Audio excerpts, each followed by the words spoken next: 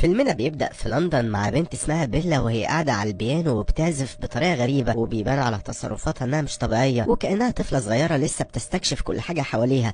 حتى طريقة أكلها بتكون غريبة ومستغربة من طعم الأكل ومش متقبلاه. وبنعرف انها عايشة مع العالم والجراح الكبير جادوين باكستر، وقبل ما بيخرج من البيت بيبوس راسها، فبتقوم وراه وبتنده عليه، وبتكون مشيتها غريبة وكأنها ما بتعرفش لسه تمشي. وبعدها بيروح يدي محاضرة لمجموعة من العلماء والباحثين، وبيتكلم معاهم عن كيفية بناء الأعضاء، وبيكون جنبه جثة بشرية بيشرح عليها نظرياته. وساعتها بيقول شخص من الحضور اللي قاعد جنبه انه مش قادر يركز مع جادوين لانه شايف وحش بيتكلم. فبيتدخل ماكس واحد من الحضور وبيرد عليه وبيقول له ان جادوين جراح غير عادي وبحوثه هايلة ورائدة في مجال الجراحة، وان المكان اللي هم قاعدين فيه دلوقتي اسسه ابو جادوين من سنين. وفي اللحظة دي بينده جادوين على ماكس وبيطلب منه يتكلموا سوا بعد المحاضرة. ولما بتخلص المحاضرة بيمشي ماكس مع جادوين اللي بيقول له انه حاليا عنده مشروع ومحتاج شخص عقله ذكي زي عقله. فبيفرح ماكس